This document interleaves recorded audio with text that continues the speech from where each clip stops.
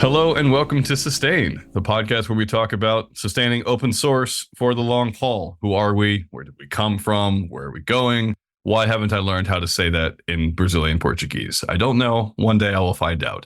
Before I introduce our guests, I want to make sure you know who the voices are in this podcast. Unfortunately, it's just me today. Sometimes it happens. I am Richard Littauer, your illustrated host. I'm messing up his words, but trying to talk about open source anyway. And I'm joined today by Juliana, or Jules Barros Lima, who is calling in from Recife in Brazil. Jules, how are you doing today? Hello. I'm so glad to be here. Thanks for the invitation. I'm really happy to have you here. This should be a really fun podcast. I invited Jules on because I went through the list of a conference that I knew was really awesome. Seemed like it was a really good time for everyone who went. And it seemed like it was just earth-shaking and amazing in Pittsburgh, which no one ever thinks is nice, but apparently it's actually quite a nice city to go to. So that was the Python conference last year, and Jules is one of these speakers who gave a talk. Jules is a full-stack developer, studies web accessibility, studies UX design, but as well as being an engineer, they're also the director of marketing at the Associação Python Brasil, and a co-organizer at PyLadies Recife, and a student at Reprograma. I don't know when you sleep, but seeing as how it's really late in the evening for you while you're recording this, maybe you just don't, which is great. Also has spare hobbies in there, in their spare time, that sort of thing. But we've had a few people on the podcast before from Python. We've had, of course, Deb Nicholson, but we, as far as I know, haven't had anyone from the Python Brazil Association.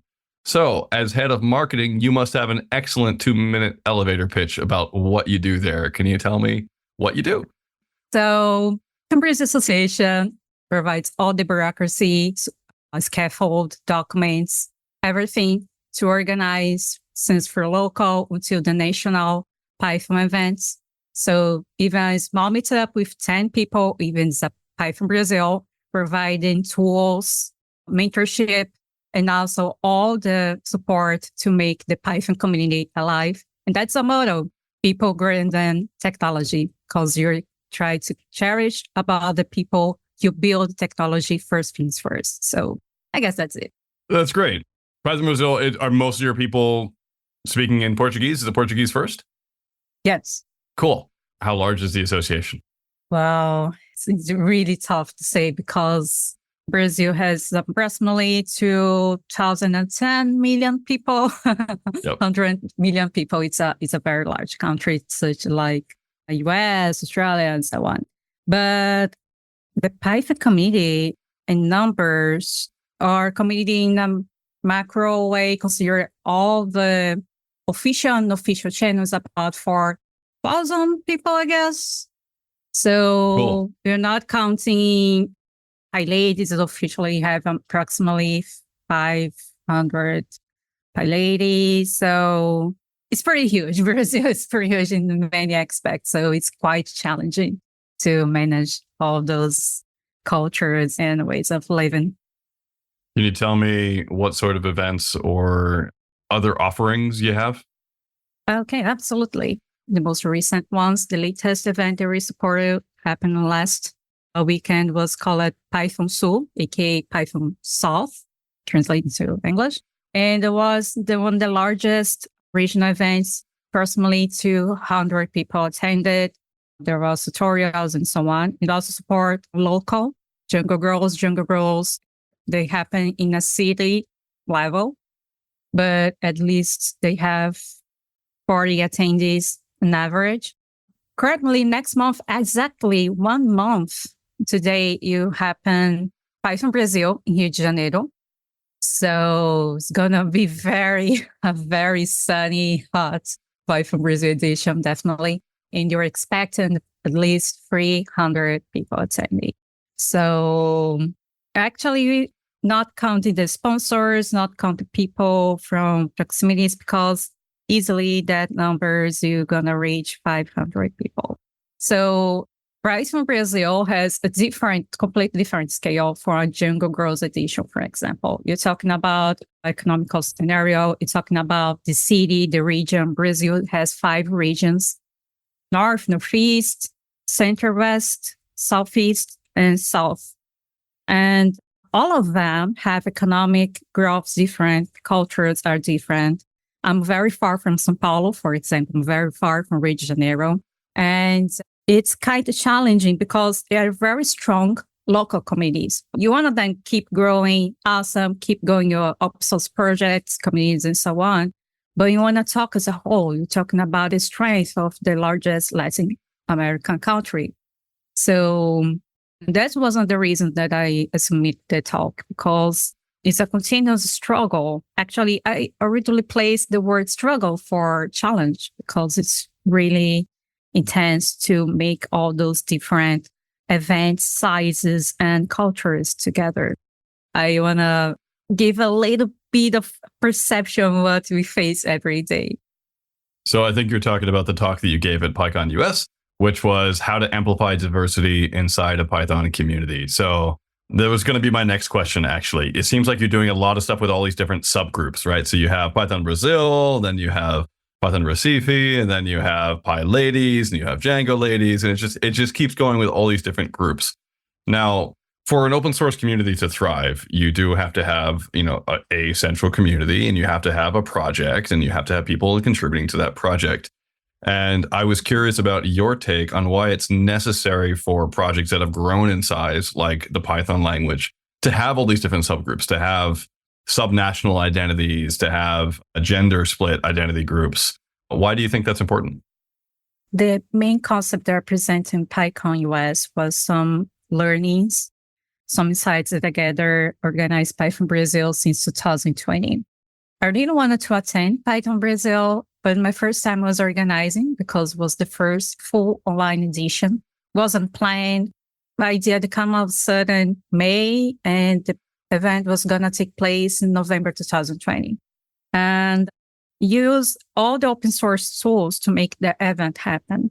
And that was in the organizing the next year, the past year, and this year.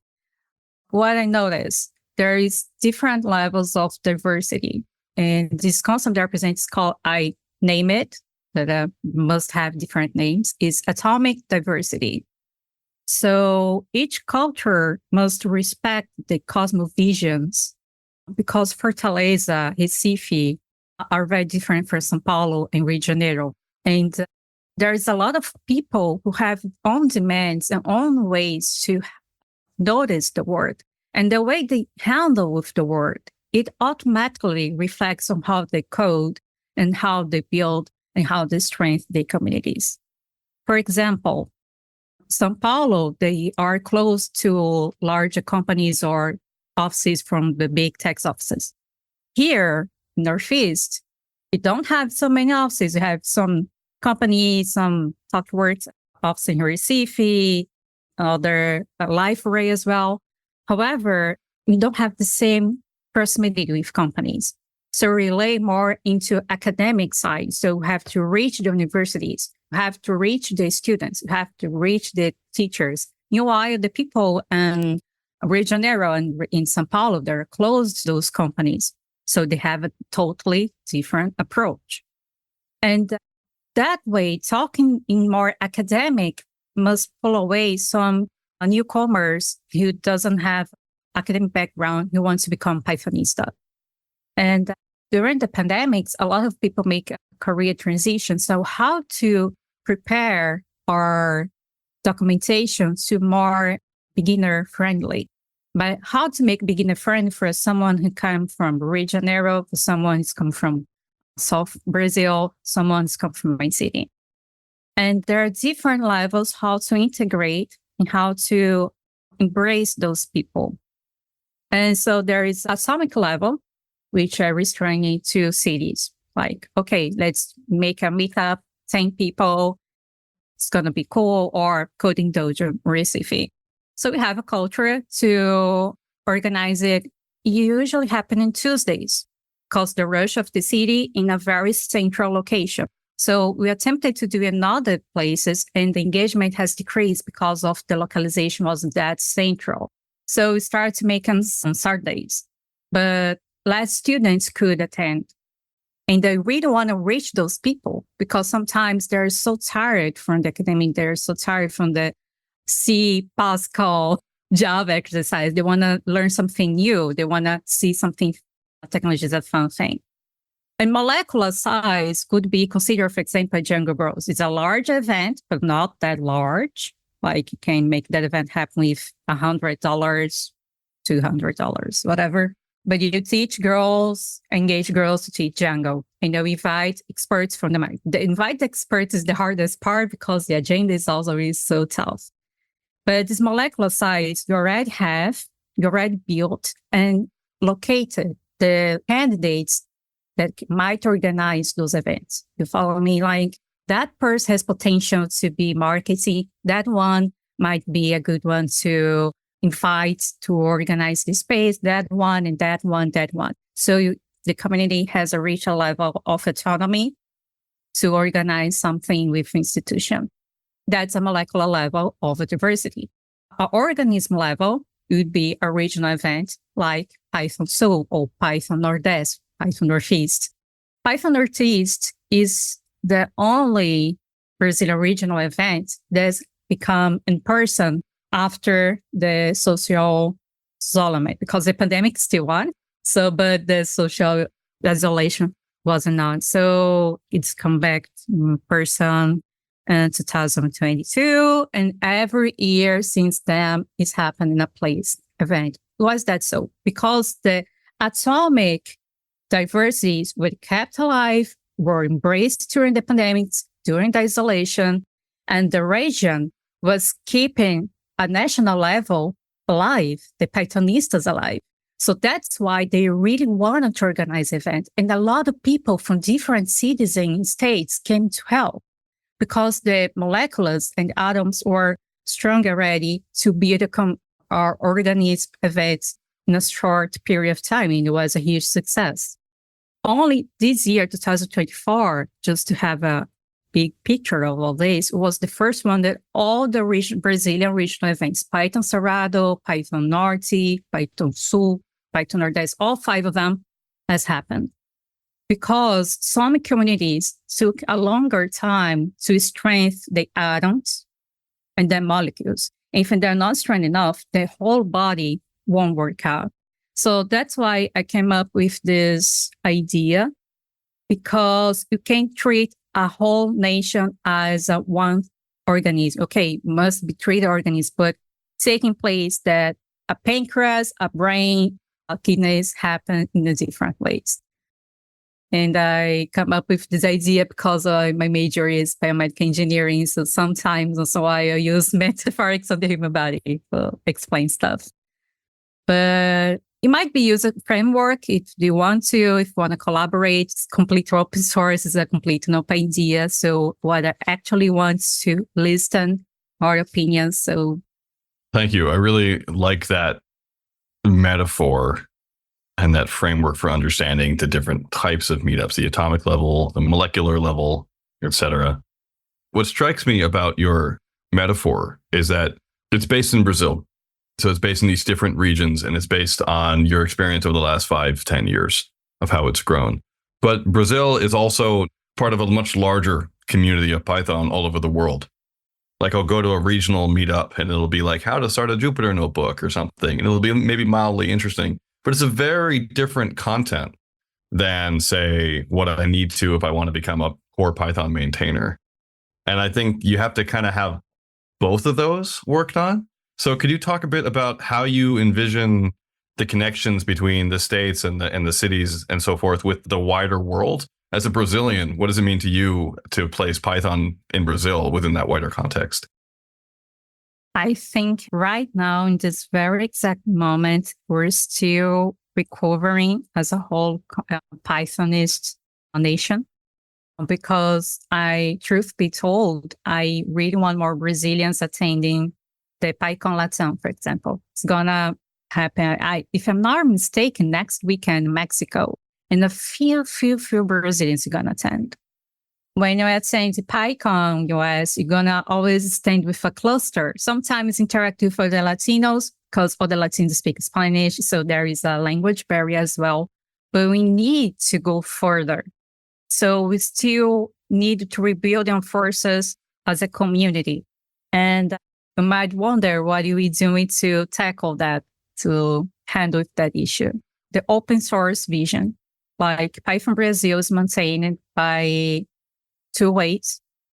There's the association annual fee. It's a symbolic value just to keep the infrastructure on, to pay anyway your tools. And also the sponsorships from the events that they sign up for, and they want to use the structure to provide them the bureaucratic support. So our communication views are truly open source. Why is that so? To help local organizers, regional organizers, how is to organize the event.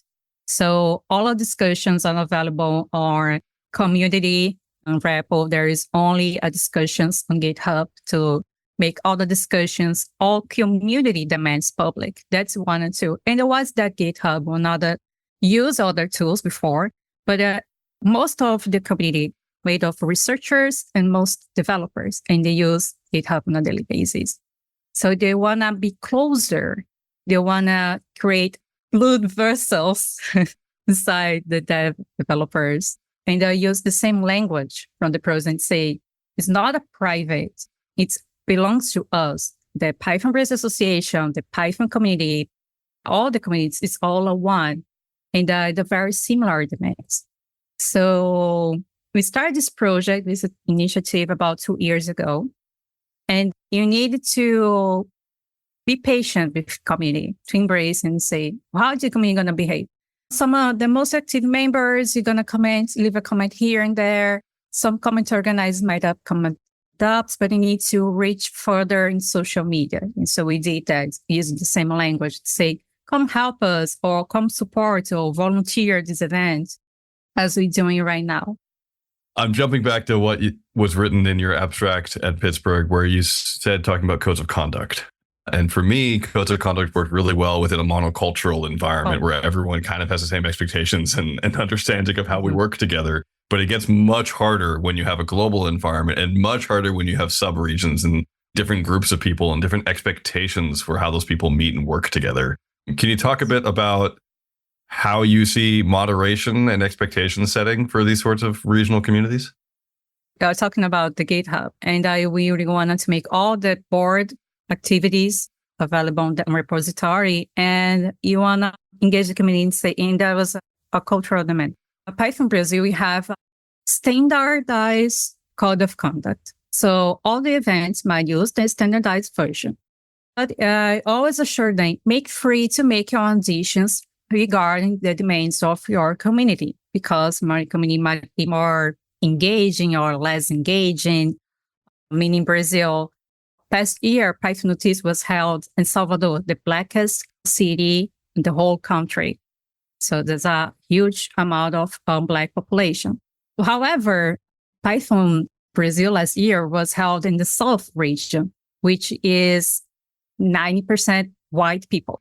So there is differences regarding this code of conduct. So I noticed these years, and there is also demand of community, we need to improve, to make more specific, like if you're LGBTQA+, do you feel that you're gonna feel safe inside that event?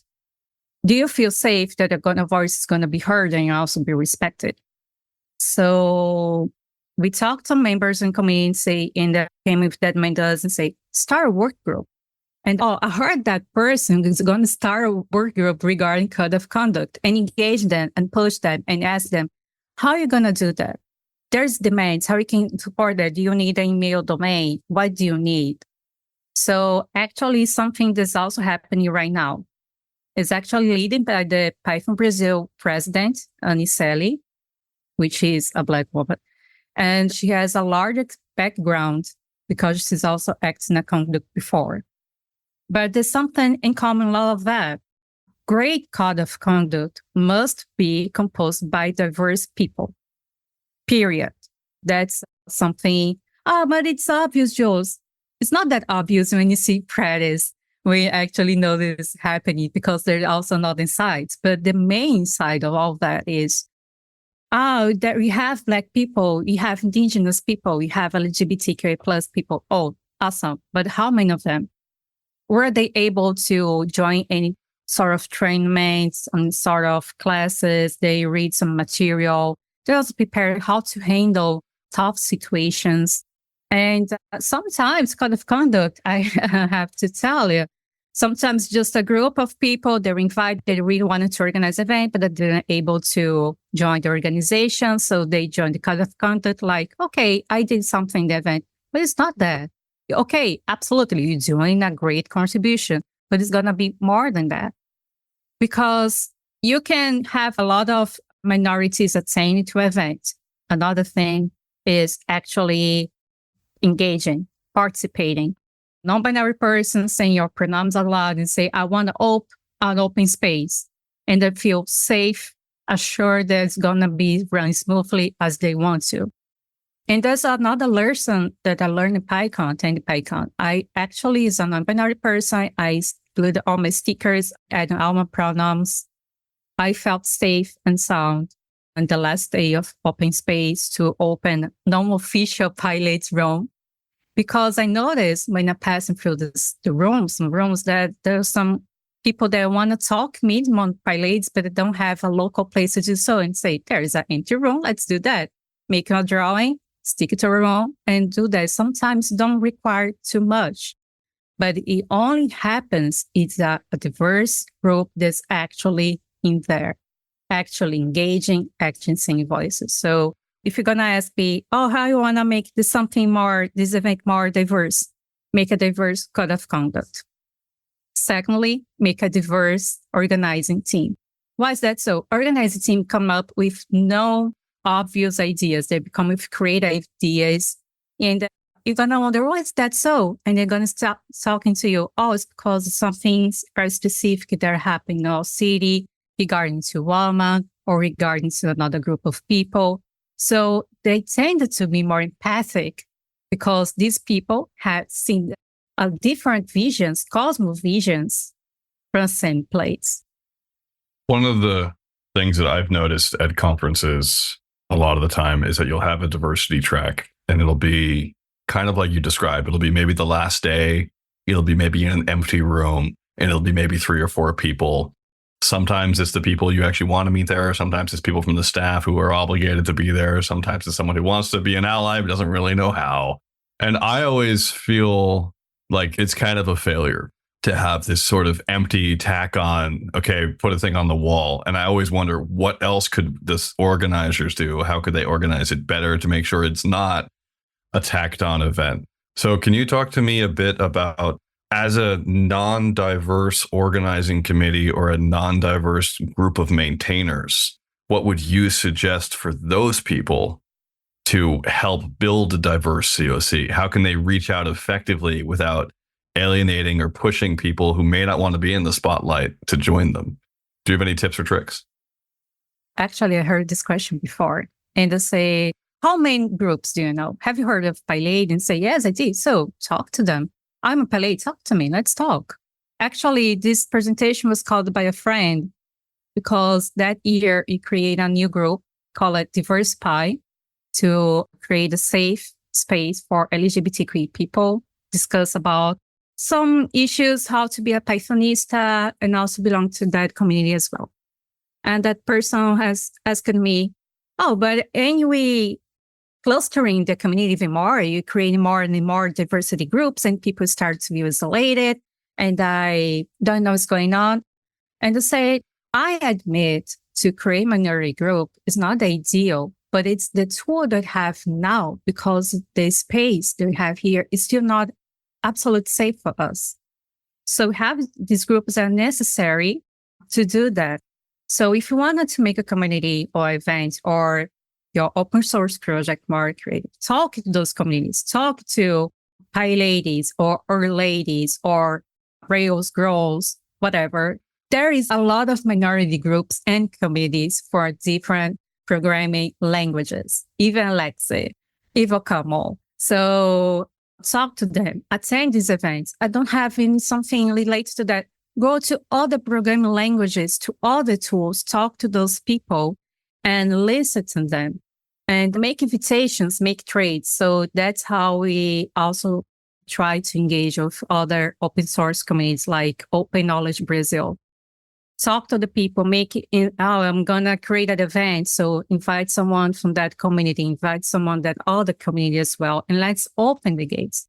And I'm not going to lie to you. You're going to face some resistance, but don't fret.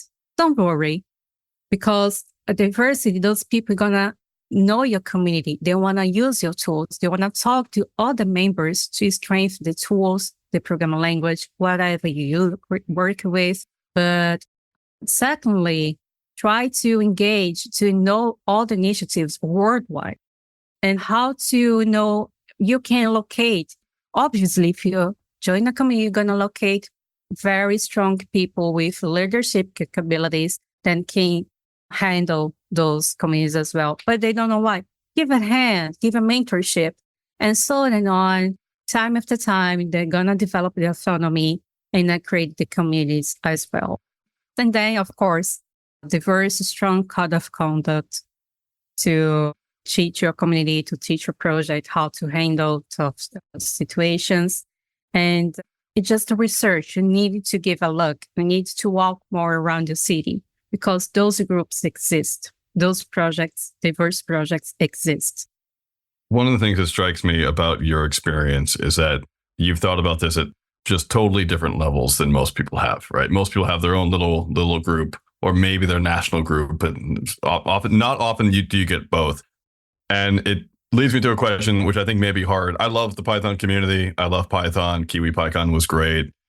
I've been in a lot of Python things. Where are we failing? Where are we not doing good for our local communities and other languages and other minority groups? Not even what can we do better, just where are we failing? Because I want to point to that so we can fix it together, basically. Awesome. We're still failing to push our communities. Like, I want to have a strong community. And something that also have been noticed is people who want to be co-founder of something. I want to be co-founder of a local community. And I noticed that happen in a city level with PyLadies Recife, more specifically, but not only with that PyLadies chapter, with other PyLadies chapter around the Brazil. And there is a curiosity that PyLadies Brazil is the largest PyLadies chapter in the world. So we're back to Recife. I noticed the people who wanted to help other people to grow, all the girls, women, non-binary people to grow, to develop their Pythonistic skills. And others, they want to do that and then make presentations, not adding the community logo, and then create another community and represent another community and push the community aside. And I only engage with other communities that are also more person-centered than community-centered. So I think it's not only regarding the Python community. I think it's something that happens with other programming languages as well, like they become tech influencers. And I recognize doing community work sometimes it's not paid, sometimes completely volunteer, just like Python Brazil. And make something towards yourself. Okay, you're doing great, building up your career, etc. But how about the other people? Oh, I don't only, I think, okay, absolutely. But you're going to leave a mark. So that's a challenge you're facing right now, is to identify the leaders or the community members that have a community mind instead myself or tech influencer mind. And sometimes it's not that bad they become a tech influencer or something like that, but sometimes they push aside all the communities. They don't include communities on this stuff. They don't invite someone in the community to make a presentation. Don't remember, I want to do activity. Could it be a sprint to that project, to collaborate in that project? They don't even do that. So it's a struggle they're facing, and it's kind of weakening some communities in a atomic level. So there's something that worries us all, because most of us were helped by communities in the past. And work for community doesn't mean like, oh, I'm someone good. No, it means them just give a little bit back, retribute a little bit what I have received in the past. Acknowledgement. I received friendships. I will have the chance to know my country because of community. So what I do is to give a little bit back as much we can, because there is other 3 directions on the board, what I have learned. So another action that I can do is to dedicate more time for conferences, more events to sprints, to tutorials, to collective experiences of programming, of handy technology.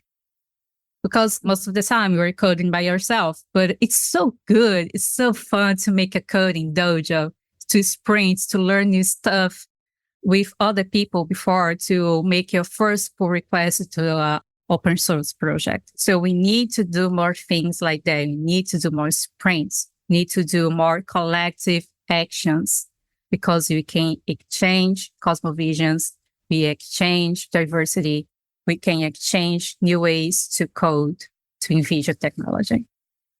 I love that. I haven't heard that often, that you shouldn't just focus on conferences, but more on sprints, more on collective code, more on collective workshop. And I also like, of course, a community doesn't always mean you have to be a founder. It means just giving a little bit back. One of the questions I have for you is, we are intersectional. We have all these different things within us. So you, for instance, are not only non-binary, not only Brazilian, not only identifying as a woman in terms of PyLadies, but you're all those things. And so you can't give to each one all the time. So how do you encourage people to find the most salient, the most important bit to give back to first? Do you have any tips or tricks there? Something they're debating in our communities is like how to raise new leaderships. And it's like giving a small PR. The first PR is something related to documentation or fixes some bootstrap file, just add a margin instead of padding, something like that. So start small tasks. How do you want to identify the leaders, the people who keep your community alive? Give small tasks. Could you make this art on Canva? And then, could you order the next stickers, the next collection? Or could you help us to sell the shirts to raise funds for a community? And then make a presentation, mentorships or presentations, also a great way to strengthen bonds among the community. So give small tasks, make them important. Like every contribution is important. And there's imposter syndrome. And I mean, imposter syndrome is any contributor, like, my contribution and that part enough it is. Any help counts if it's small ones. So bring these people closer. Another great way that I noticed that's by me, I don't know if it's a consensus, is social media. What I did, I bought those TikTok microphones to attach to people and put a camera on front and say, how do you think about this event? And try to interview a panelist and then interview someone's attendee and give an interview to organize it, because they feel seen, like, I felt so invisible sometimes. I work so much and someone's asking to me how I'm feeling. Yes, because opinion matters. Sometimes if there's another mistake that we do, sometimes there are people work a lot in the community and don't feel like they're seen at all. So give them a voice, give them space, give them opportunity to say how they're feeling, or be realistic about the events you can organize. Like, I just can organize 3 meetups this year. That's okay. How is it going to do it? I'm going to sell into shirts. Going to invite people from other communities. I'm going to do a sprint, a jungle event. What are you going to do? Also respect the pace of your community as well. So we're talking about economic crisis. Some cities recover in different ways. There's also cultural differences. So don't push too hard. Identify, are your communities good at organizing events, or are your community good at research? So you can do something inside university, for example. So pay attention to your community needs. Pay attention where it's located. Pay attention to what people are doing now. And another point is to be pragmatic. Attend other events as well. Like, I'm a developer. I actually don't work with Python. I talk a lot of Python, work with TypeScript on a daily basis. And I stay in the Python community because the community is so hard for me. I mentioned a lot of challenge, but the people are incredible because they really cherish the human beings behind of the technology. And I really appreciate that.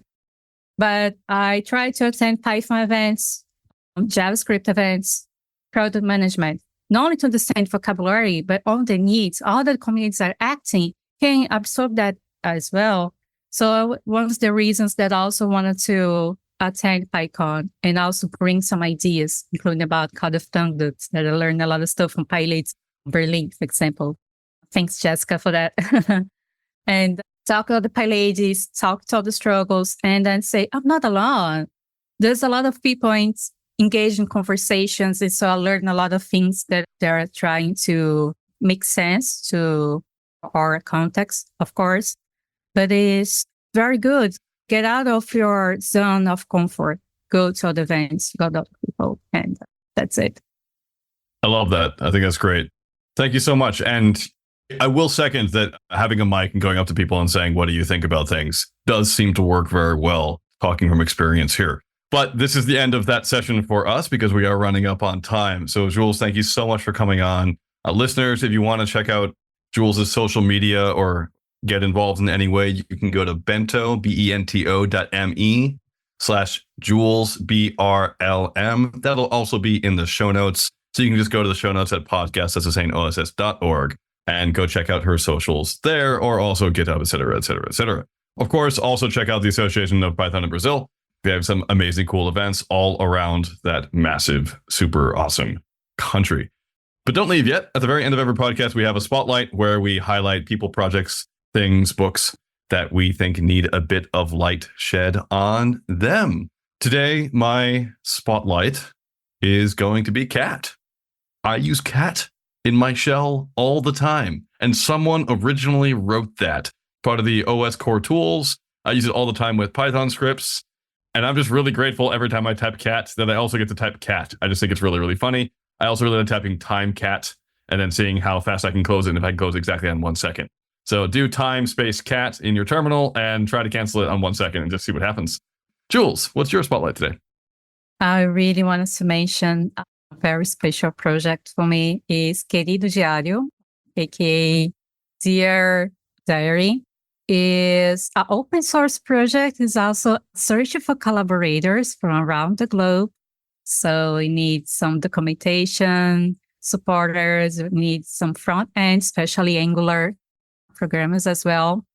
So it aims to classify, to expand the information in official publications and governments from the executive power in Brazil. Makes a very, very intensive work in civil innovation. And that's it. So and I really want to give kudos to Julio. He's making a massive, great work to make that platform alive. Awesome. Thank you so much. Listeners, if you have ideas for your own spotlight and you haven't been able to share them yet, you can do that by going on social media and sharing them and use the hashtag #SustainSpotlight. And let's see what happens when people do that. If you have other thoughts, comments, or tricks, you can always email podcast@sustainoss.org. If you have thoughts for Jules, you can go on bento.me/Jules, BRLM, or you can go to the website and look at the show notes and find other links there. Like this podcast, wherever you're listening to it. That's right. I've gone right into the spiel at the end of the show. But the main thing is also talk about this podcast with other people, particularly people who you think should listen to it, because maybe they're not doing the best at diversity, or maybe you just want them to think, hey, this is really cool and it's what you're doing great. Good for you. Jules, thank you so much for coming on. It was excellent to have you. I really appreciate it. I wish you the best in the future and keep in touch about how we can do better as a community in general. And obrigado. Thank you so much. Muito obrigada.